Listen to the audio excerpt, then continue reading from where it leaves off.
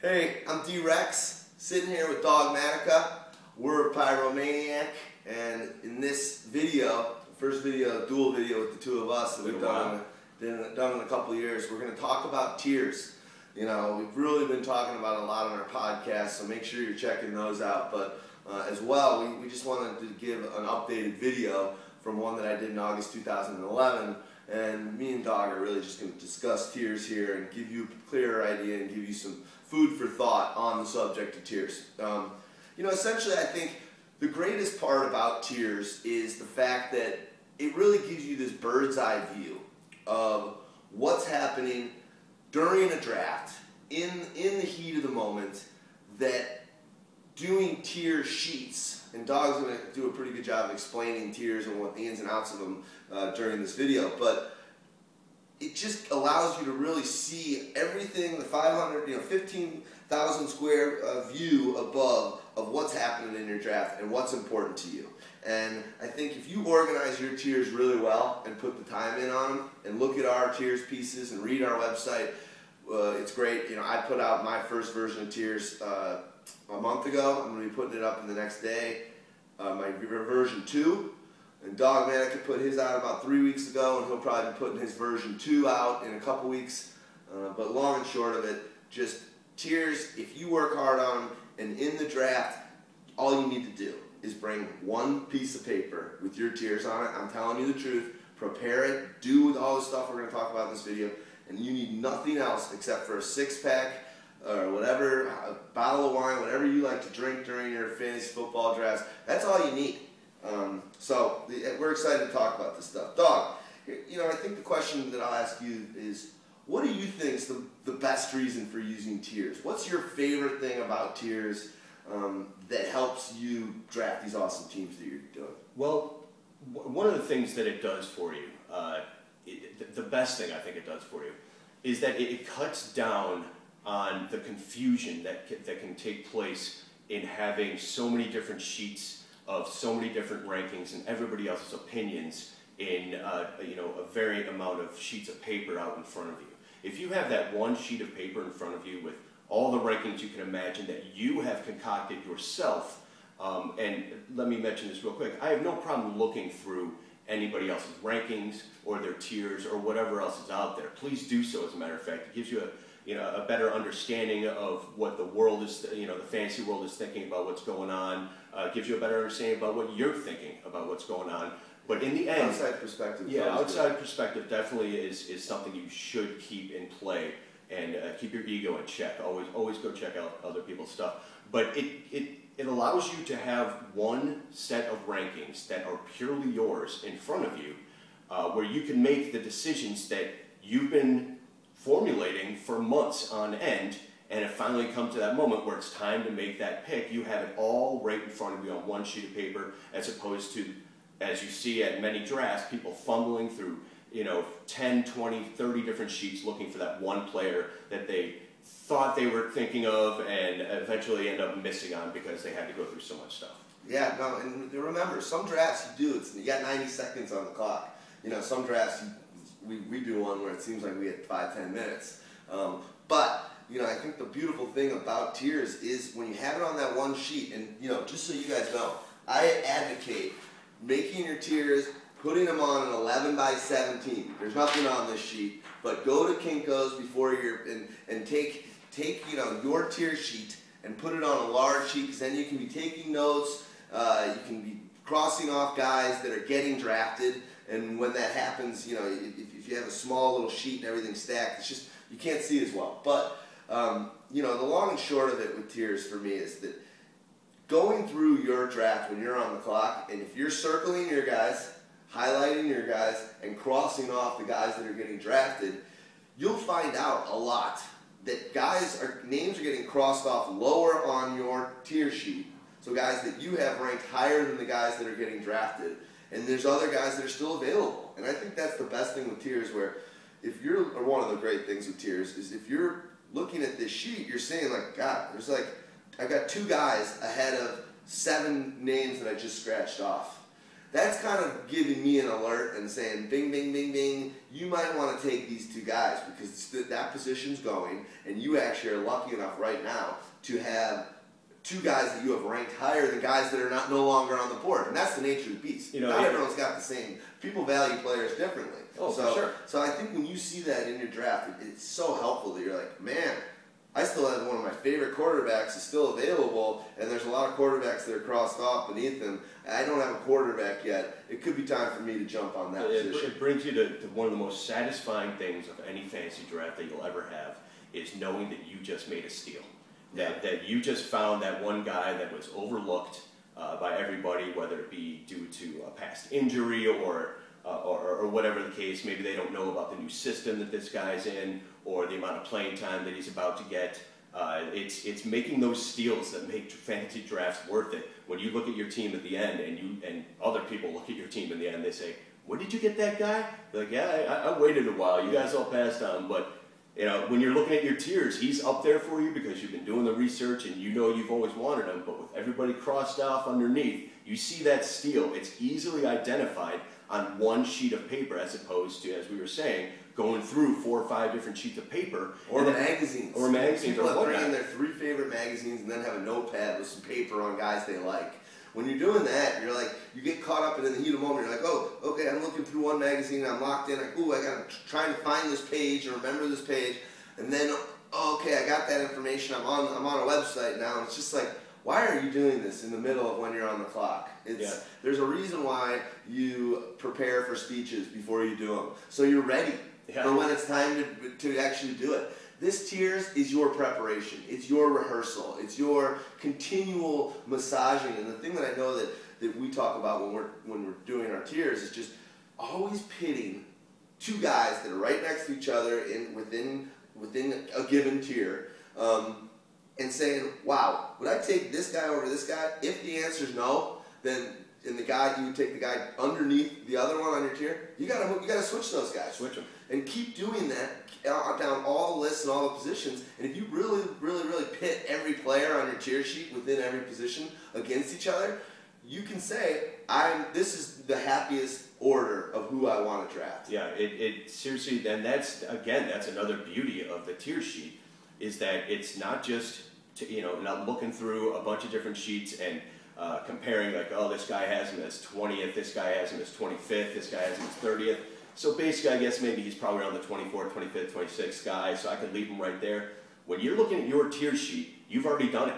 You've looked through all of those different, imaginations of where this guy could end up, and you formulated your own opinion and put him at that spot in your own sheet. It's amazing what that could do for you. In the end, having it, like you were saying, pitting one guy against the next. If you really think that Trent Richardson is going to do better than Adrian Peterson this year, put him above Adrian Peterson. Yeah. I'm telling you, it makes all the difference. And going down all the way through the whole tiers, which is why the first set of tiers will take you the most time to do. Yeah. Which is a fine way to do it, obviously, but you should do that now. Yeah. It's doing these tiers and being prepared for your draft isn't just something you do a month beforehand or a couple weeks beforehand. It's something you should be keeping up with for months and months after, maybe just a few weeks after the Super Bowl, start to formulate something. You don't have to have everything complete like we do. I mean, yeah, we're a little over the top. I'll admit that. That's perfectly fine and dandy, but... And we're offering a service to the people listening, so we have to do it. Would we necessarily be doing it this early on our own accord? Maybe because we're absolutely insane, but at the same time, we are trying to provide what we think one of our best pieces of content to them. But I think what you said is perfect.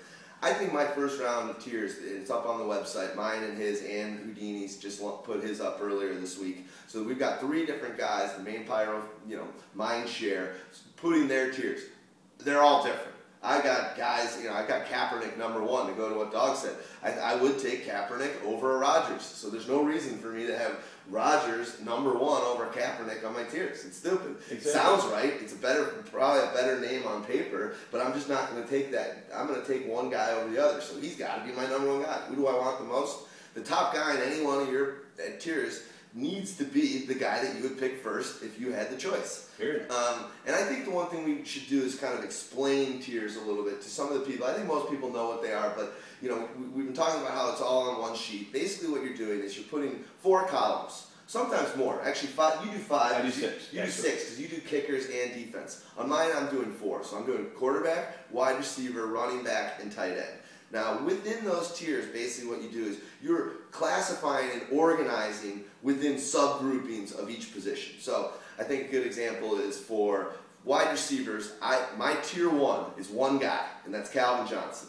Then I go to tier 2, and then I've got a few guys listed that I all think are right there. I think it's Brandon Marshall is there, you know, Julio Jones, AJ Green. Yeah, so we've got those stacked, and you're putting tiers up. And then now, where's the fall off between, you know, AJ Green and Wes Welker? That's a new tier. A good way of determining where that fall off is when that very moment hits with that next guy you're looking at, where you've lost just a bit of confidence of him being with the group that's in that tier.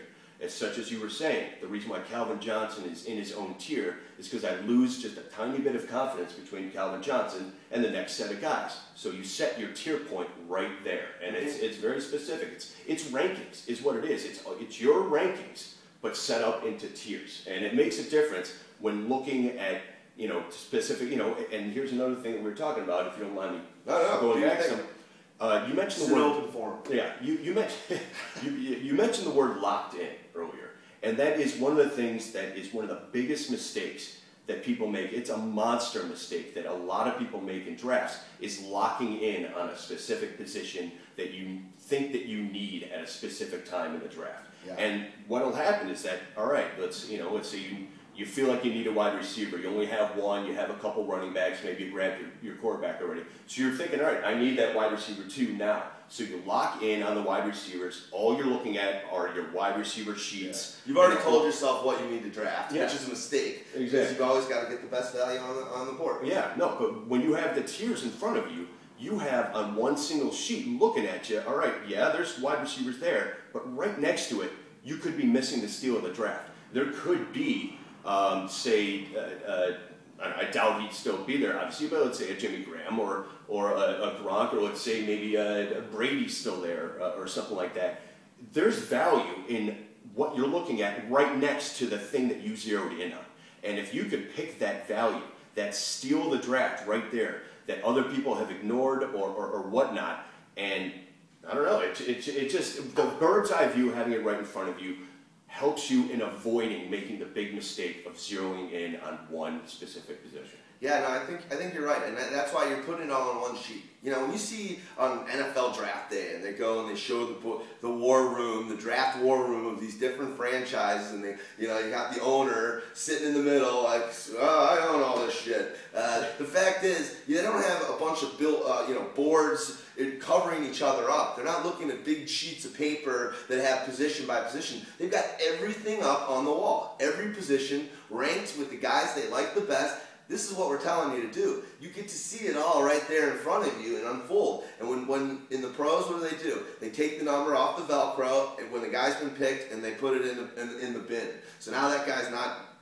competing with your eye and your attention during the draft. That's what tiers are. And that's why you're crossing these names off the list of someone that's just drafted. Now you don't have to think about that one. They're still available. You can see, like we said earlier, guys above that are still available, that are uncrossed off. Then you're seeing, wow, there's really not many running backs at all right now, and I don't have, on my tiers, I'm running out of running backs, and I don't have depth at that position. All right, that tells you right there. Now's a good time to jump on a running back potentially, because a lot of the guys are going, and there's not much value and talent there anyway. So hey, maybe the next 2 rounds, if this is a little deeper in your draft, maybe the next couple rounds I need to get some depth at running back, because it's going to Bleaksville pretty soon here. Yeah. So the one thing I also think that I think helps is just it goes to what we were just saying. It connects the dots. it really puts you in control, and you know, it's you're right. The simplicity of it. It shows you don't have to. If you're looking through these magazines like we talked, and you're locked in on, oh, I need a tight end. So now you're looking only at tight end sheets or a couple of your notes, and you're thinking tight end. I don't know. It's just you're going to miss out on that opportunity, that value pick, that depth that the tiers, I think, do such a great job of. And I think one of the cool things that we talked about in our podcast last week that we're going to start doing in these tiers, which is really cool, is sub-tier categorizing these things, where, you know, Houdini uses his tiers based by wide receiver 1, wide receiver 2, wide receiver 3, where he thinks about, he's really fielding his lineup, which I sort of do as well. But what we're going to do on our tier sheets is put that drop off of, hey, if you're in a 10-man league, the first 10 wide receivers are, in your opinion, wide receiver 1 or whatnot. And I think that's pretty cool. And Doug, you're going to do something similar that just really shows by position, not just by tier where you're ranking people by themselves, but you're also doing it by where they would be slotted in as a fantasy football play. Yeah. You know, wide receiver 3 versus a wide receiver 1. Yeah. For you know, the layman's terms here, we'll put it this way. Let's say you're in a 10-man league. We'll make it a very common number there. You can have, you know, your first tier of guys be 4 guys. Your second tier of guys be 6 guys or 7 guys. Your third tier of guys be, you know, 3 guys, whatever. But when you're doing a 10-man league, those first 10 receivers would be considered, in your mind, worth taking as a wide receiver 1. The second 10 guys would be considered a wide receiver 2. What Houdini does in his tiers is he actually cuts off a tier, no matter what, at that 10 point. So no matter where the tier stops right there, that's where he would stop it, because those are the guys that he would consider a wide receiver 1 or a wide receiver 2, working down to, you know, from 11 to 20, you know, to 20 there. So I mean, it's a very simple. It's also another very simple way to keep track of your value, your personally based value upon these players, and where these players would cut off as serviceable to you at whatever position you have them in your draft and on your team. Where is the value? I couldn't see. Where is the value? Exactly. Said it better. You know, one thing, just so you know, in all of our pieces, we're offering this as an Excel sheet download. So my tiers, I do, you know, there's a JPEG in my piece that you can just see while you're looking at it on the interwebs. And same with Dog and same with Houdini. But we also include an Excel sheet that's zipped up, and you can download that file. So if you've never done these or started them, we're giving you that tool that has, you know, we want you to reorganize them. Don't just go by our tiers, make them your own. Put the time in on what you think and what your value is, but you do it off the tier sheet, you know, off the Excel sheet that we're offering you, because I think that'll save you time, and I think it'll help you. Well, that leads me to another thing here about the simplicity of it. You're talking about, you know, yeah, you could definitely use ours. I would suggest it. We do know what we're talking about a little bit here. So, I mean, it'd be nice to have something in front of you that's a basic guideline. But one of the things that's so beautiful about tiers is because it's easy to set up. It's easy, not just to set up, but it's easy to update as you're going. You know, let's say, you know, like with the recent signing of or trade from Carson Palmer to over to the Cardinals. That doesn't just affect Carson Palmer's value, because his value obviously goes up a little bit there, but it affects Larry Fitzgerald a bit. It affects, you know, Andre Roberts. It affects, as I was talking about in the last podcast, the tight end, Rob Hausler. And I think it'll end up affecting Rashard Mendenhall a little bit as well. It might give him a little bit more room to run for fear of the pass a little bit more, because people wouldn't have feared a Drew Stanton throwing. So, I mean, having all of that on one sheet right in front of you, you're able to make those little moves specifically once you hear that news. Okay, I'm right here in my sheet. There's Rob Hausler. Maybe I move him up a couple spots. There's Larry Fitzgerald. Maybe I move him up 5 or 6 spots. There's Carson Palmer. It's right there in front of you, instead of having to go from sheet to sheet to sheet and possibly forgetting about that third guy. You know, like, oh God, I just went through all this crap. That's enough. Yeah. You know, it keeps it all right there in front of you.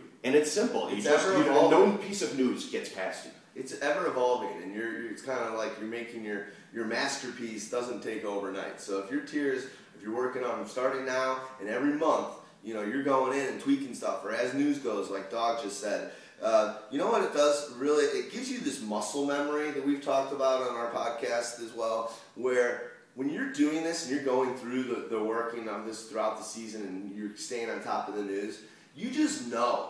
And also, I say do mock drafts leading up to the season, and you can be off of your tiers and test that, and you can look at teams and get certain teams back in the mock draft process and not maybe like a team that you got. That can tell you, wait, I don't want this guy. I'm not excited about Hakeem Nicks to be my wide receiver #1. So, maybe, but I was able to get great value at quarterback, so maybe I shouldn't go so high on the quarterback because I want a better wide receiver. And I think the mock drafts, using your tiers leading up to your drafts, really, really helps because it makes you realize teams you're fired up about and teams that you're not fired up about. Why am I not fired up? If this was my team in the real league, in the real season, why am I not happy with it? And then you can know, because I don't like this guy as my best wide receiver. All right, you got to start massaging it and figuring out what am I going to do when it's really my draft for my real league, or leagues in a lot of people's cases. You kind of already muscle memory known some teams that you're fired up for, and you kind of know what you're doing. I've talked about it many times going into drafts. I kind of usually know exactly what team you're going to come up with. Because this really, you can only do this if you pick your draft slot, beforehand. We usually do it like a week or two before, where we know the draft spot. I know I'm picking at the 8th in an 8-man league or a 10-man league, whatever, and I know what I'm doing. I can create. And this kind of gets away from tiers, but I can create my first 5 guys. This is going to be my first picks. I can kind of visualize that in most cases. I'm going to have to go high on a couple guys, and I'm going to, have to think. I can't think that I'm going to get the best player at each spot. You got to be realistic. But I think it's a great exercise. If you're doing all this stuff during the off season, no one else in your league is, and that gives you an unbelievable advantage over them. Preparation equals, equals luck and equals opportunity. Yeah, I mean, just because you mentioned the name Hakeem Nicks, because I know how down you were on him last year, the injury possibilities and how much he screwed you the year before due to the injuries. I ignored your advice. I ended up taking him. He was going to be my wide receiver 3 type or whatever, just on the chance, and he ended up screwing me as well. So bitch slap extraordinary. Listen to us. He has a better handle on the wide receiver sometimes. I believe I might have the running backs or whatnot. For sure. But it brings up the name for me when you mention something like Hakeem Nicks, like a Santonio Holmes.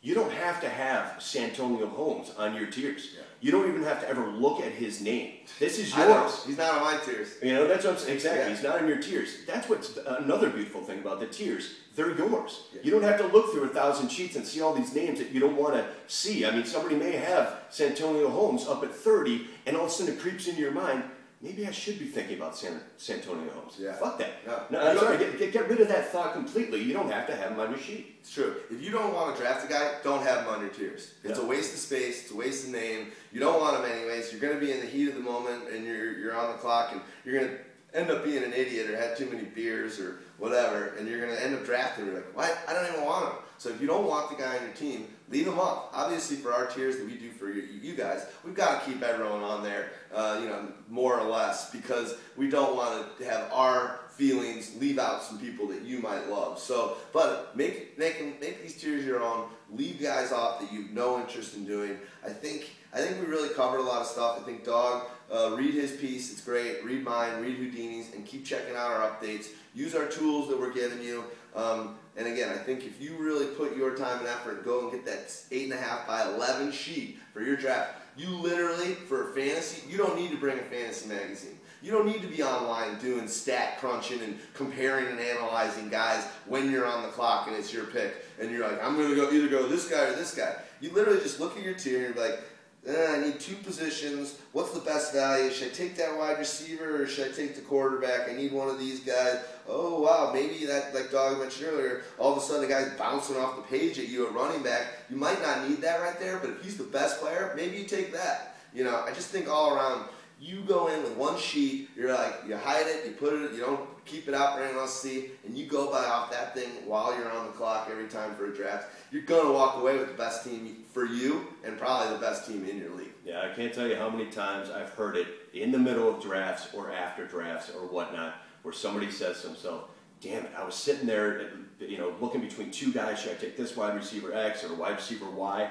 And then after the pick is made, 3 picks later, some running back 1 goes off the board, and how did I not see that guy? Yeah. That doesn't happen to you when you have tiers. That just doesn't happen. That's one of the big beauties of it. Good point. Well, I think this is a good podcast. Tiers, if you've never used them before, do so this year. I just think it'll make all the difference. We get more feedback from our audience saying that tiers help them win their league, and the tiers, us introducing them to tiers, and that kind of this way of doing your player rankings and compartmentalizing them by position, sub-compartmentalizing them by likewise in talent and level of how much you want them on your team, that people are just always singing the praises on this. Yes, so this is the way of the future, guys. It's the way to do these fancy drafts. Dawgmaticå with his Bob Marley shirt on. It's awesome. D-Rex with his Pyro shirt on. There we go. Awesome. All right. Good to do this. We haven't done a video in a while. I think we should start doing it more often. I think hopefully you agree. Check out all of it, and you know, Dawgmaticå just put up some version 2 of his player rankings that aren't tiers. I'm going to put up my tiers version 2 in the next day or two, like I said. But check out his player rankings. They're awesome. That can help you with your tiers and decide which guys you value the most. All right. D-Rex here. Out. Dawgmaticå. Alley Cat. Peace. Peace.